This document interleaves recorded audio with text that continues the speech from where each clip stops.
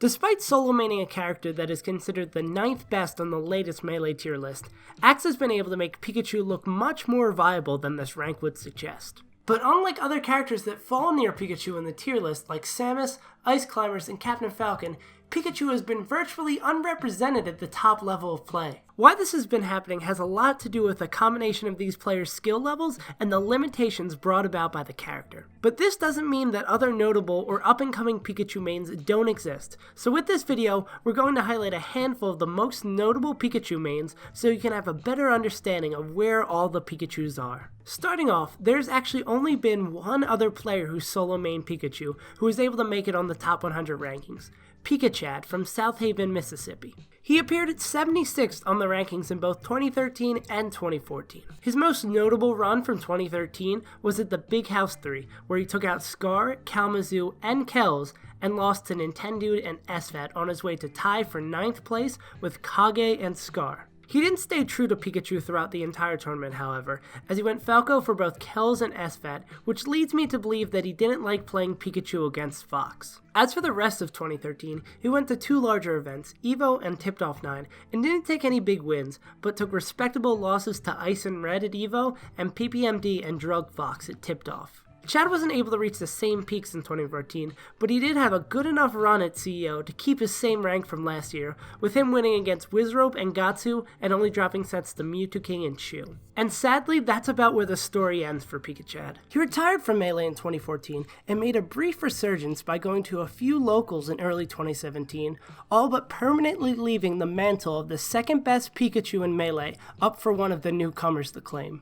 But before we get into discussing some of the newcomers who have the potential to claim that mantle, let's quickly talk about one more Pikachu legend, Anther. Although he is most well known for creating Smash's tremendously popular Anther's Ladder net play system, Anther was a part of the scene for 7 years before the ladder made its debut in 2014. Back in 2007, Anther quickly rose up the ranks in Michigan's local scene and was widely considered to be a top 10 player in the region in no time at all. His breakout performance that put him on the map outside of his region came at Pound 3, where he was able to make it out of pools and finish 25th, tremendously surpassing his 113th placing the previous year at Pound 2. But this would be one of Anther's last big Melee tournaments for a while, as Brawl, which was released days before Pound 3, pulled Anther's attention away from Melee. But Smash players never seemed to stay away for long, and Anther was pulled back into the scene largely in part to his interest in Project M, which is still where most of his attention lies. He's had a few notable Melee performances since his return, with the 2 most prominent ones coming at the Big House series.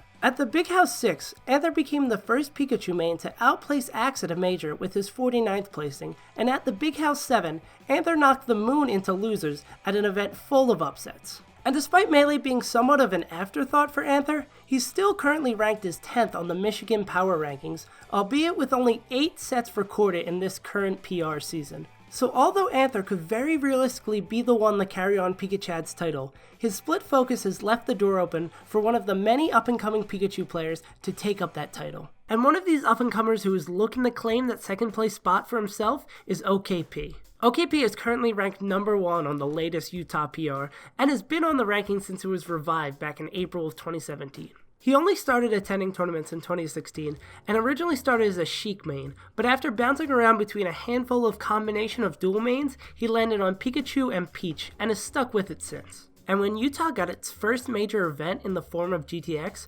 OKP knew he had to defend his home turf, and he did with a respectable 33rd place performance. His 2 losses were to Mewtwo King and Eichelman, which are very respectable, and he was even able to take a set off 77th ranked Homemade Waffles at the event. Sadly, this was it for OKP's major attendance in 2017, which wasn't enough to net him a place on the top 100 ballot, but he was rightfully mentioned as a hidden boss in an accompanying article that came out with the list. But in 2018, he's looking to have a full piece dedicated to himself by upping his attendance, as he's already been to Genesis 5 and the Mango so far this year, and he's looking to attend at least the Big House in the near future. He's even going as far as to move out to Washington to ease his commute to the tournaments and aid his push into the top 100. He's already got a win over L on his resume that he earned at Genesis, and he took games off of both Kalamazoo and Mike Hayes, and also beat Treichelman at the Mango, so you shouldn't be surprised at all when you start seeing OKP's tag start to appear more and more on upset threads.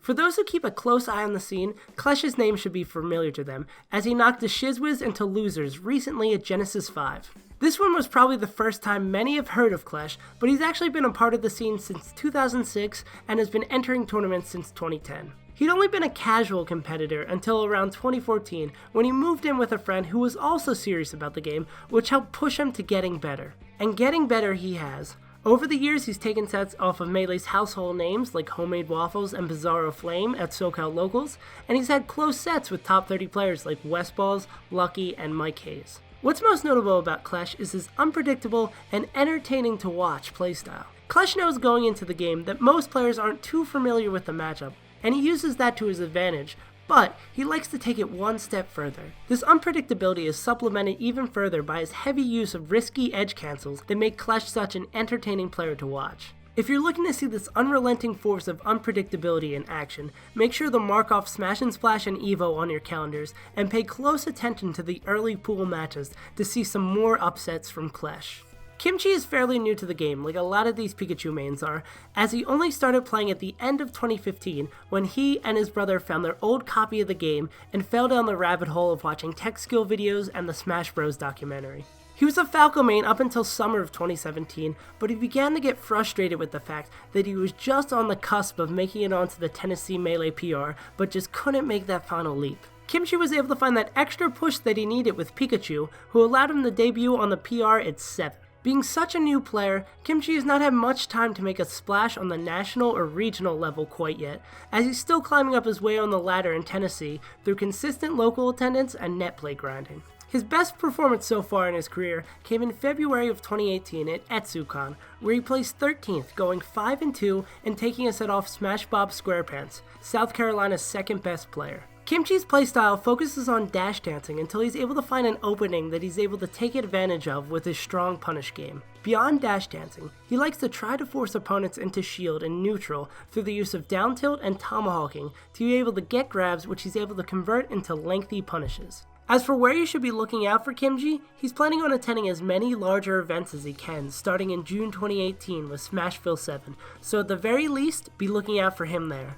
Last but certainly not least, we have New England's Bonk Cushy. Bonk has been a part of competitive Smash since the Brawl days, where he used to main Donkey Kong and only casually attended tournaments. As Brawl died out, so did Bonk's involvement in the Smash scene, but he slowly got roped back in by some of the other New England players, and inspired by the Pikachu combo video, The Axe Effect, Bonk decided to pick up Pikachu instead of returning to his DK. And over the years of Boston College locals and Melee Games crew battles, Bonk has stuck with Pikachu throughout most of it, giving up Pikachu for a week or two here or there. Throughout this lengthy career, Bonk has picked up a handful of wins each year that have been slowly getting better and better as the years have gone on. Starting with players like Kelvar and Rhyme in his early career, and growing to beating players like Philly's number 2, R2D-Lu, and New York City's number 6, Maybe. Bonk's style of Pikachu may look familiar to fans of high-level Melee, as it bears close resemblance to the fast and technical style that Axe generally plays with. But unlike other people who compare their style to popular players,